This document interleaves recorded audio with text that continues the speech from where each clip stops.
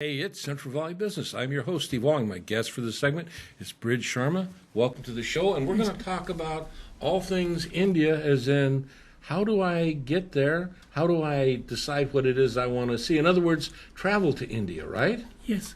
So there are two ways of doing it. You can do a private tour of your own, in which you can decide which places you want to go, So what hotels you want to use. you set up your own agenda Yeah. and stuff like that. And I'll plan everything just as if you are going in a group, but you will be on your own and you'll have time as you want to spend in each place. That's really neat. I mean, Yeah. So sometimes the canned tour packages, give you kind of an idea, but you want to see something a little special. You want to kind of go off the beaten path or stuff. yeah. And you set that up and Yeah, design well, it. I do actually in group tours also. I add a lot of very special places which are more difficult to go for individual people.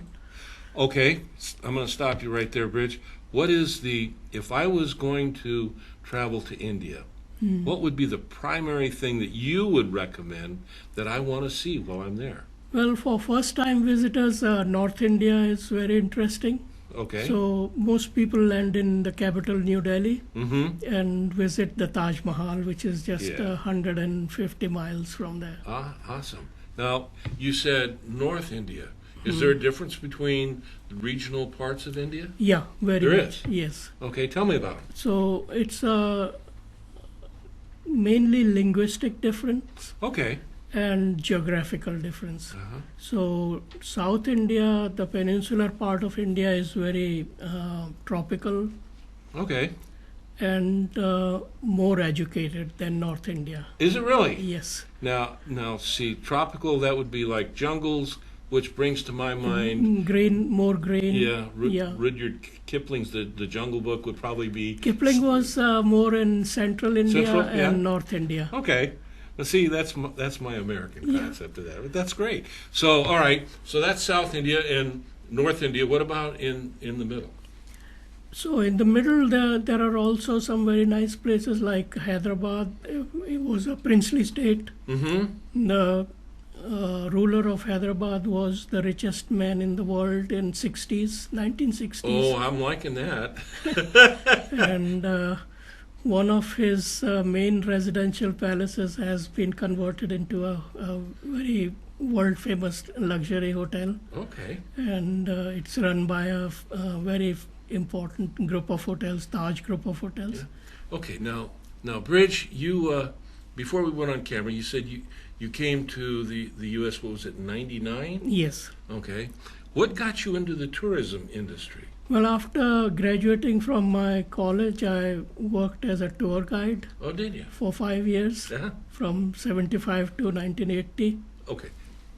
I'm going to switch this over. As a tour guide, what is for a tourist, on you being a guide on the receiving end, for a tourist, what is the most inappropriate thing that you see, particularly from American tourists, that you would caution somebody, you really don't want to do this or say this type of thing? Mostly people who go to India study and know a little bit about India. Okay.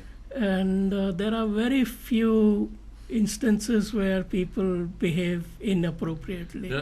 I'm glad to hear that. Yes. That's encouraging. Yeah. Yeah. But there are things which are very different, and people are inquisitive. Yeah. I had a guest from New York. Mm-hmm. He was an elderly person, about 80 years of age. Yeah. And after doing his whole sightseeing for 3 days Mm-hmm. in 2 cities in India, he wanted to see the site where we cremate. Huh?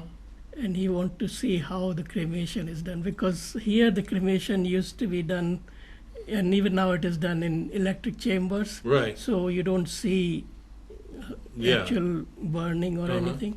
In India, it is still done in many places open with open. wood. No kidding. And at that time it was like that, so I Uh-huh. took him to the crematorium and he spent 3 hours there. Wow. 80 years old, he must have been thinking something. Oh, that's great. Okay, Northern India, we got the capital, New Delhi. We've got the Taj Mahal, which is obviously one of the most beautiful, buildings in the world. What are some of the other things that stand out in India that you want to see? Actually, before independence of India and after the Muslim rule of Mughal emperors finished in 1857, right. India was ruled by various princely states, and they were sovereign states. Right. And each state had a treaty with India. Mm-hmm. Apart from that, there were some areas in between these states which were ruled directly by British. So there were two types of government land in India. Yeah. Okay.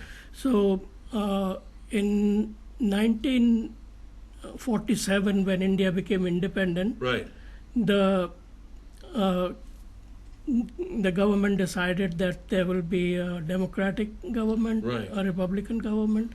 So all the princely states were asked to give up their sovereignty, basically, sovereignty. and become part of the greater Yeah. state. Yeah. So for a certain number of years, they were given what was called a privy purse, and that was to compensate for giving up their Okay. Yeah. landed areas. And this continued for some time, and after that, now it is all.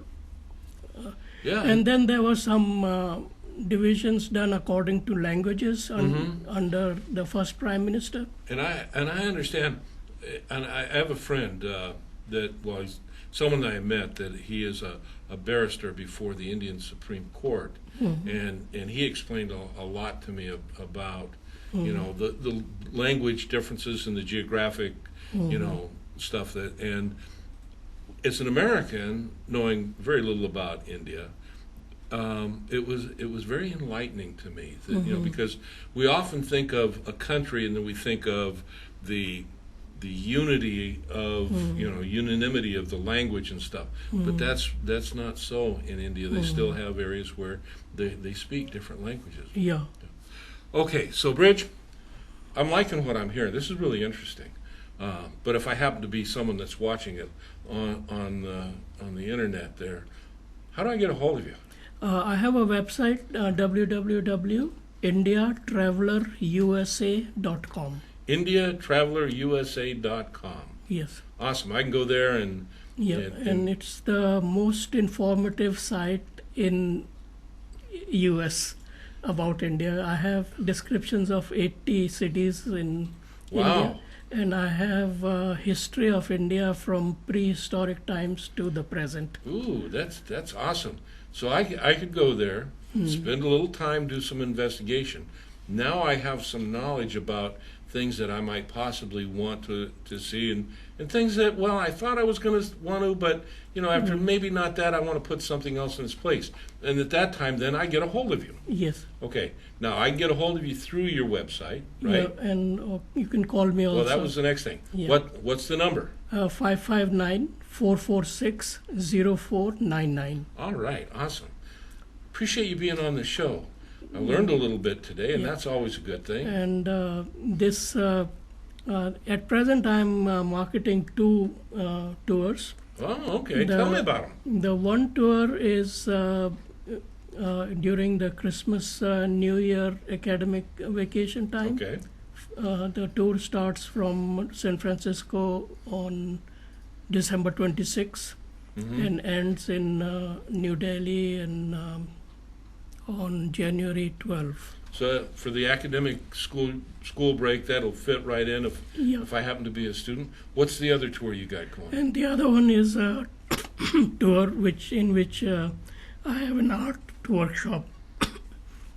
And we will be going to a place where women used to do mural paintings on walls. Right. And this is a tradition which goes thousands of years. And it's a tradition which was maintained all through these thousands of years by women only. By women only? Yeah. And someone can go and, so they got a few things to look at, I would imagine. Yeah. Huh? So now there is an institute there where they are trying to promote this art. Oh, okay. And they teach young women from villages Mm-hmm. free of cost. And we will be going to this institute, and the participants can actually do practical painting with the students there and teachers there. And then we'll be going to villages where we can see very prominent artists, Mm-hmm. artists who have received awards from Government of India and who have traveled abroad also. That's really neat, Bridge. If I happen to have an interest in art at any level, that sounds like Yeah. it'd be a great tour. And this tour also covers an area in Rajasthan which was also very famous for mural paintings. Okay. And this was an area where merchants who used to trade with the Silk Route Yeah. from Central India, Central Asia, and China. Right. So they used to bring these goods through Rajasthan Mm-hmm. and to the ports in Gujarat before Bombay was created, because Bombay was created by British. Yeah. Yeah, What And- was it? The in early East 19th India, century. East India Corporation, wasn't it? Yeah, East Yeah. India Company. Yeah. There you So before that, all the trade was going through Gujarat, go. Uh-huh. and these merchants used to ply the goods Yeah. from Central Asia to the ports, and they built, they made good money, and they built very big mansions which are called Havelis. I want one of those. And these Havelis are very beautifully, colorfully painted on the exterior and interior. Before we end this interview, something that just came to mind.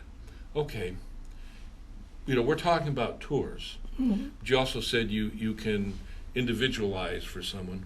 Yeah, How about for someone that maybe wants to spend a little more time, like in maybe even a month or two, with the school that teaches young ladies the mural paintings Yeah. or some other aspect of Indian culture, and they want to go stay. Maybe it's in one location Yeah. for an extended period of time. You can also provide. yeah, we that, can arrange, for example, long-term stay Yeah. in a place where people want to learn music Uh-huh. or Indian classical dance Mm-hmm. or this painting or something else. Awesome. Well, that's great. Well, Yeah. listen, Bridge, I want to thank you for being with us today. Yes. Once again, your webpage is www. IndiaTravelerUSA.com. There you go. Thanks Thank for you. being on the show. If you're thinking about travel, and it's an incredible place, get a hold of Bridge, and you'll be well taken care of. And I'll see you when we come back.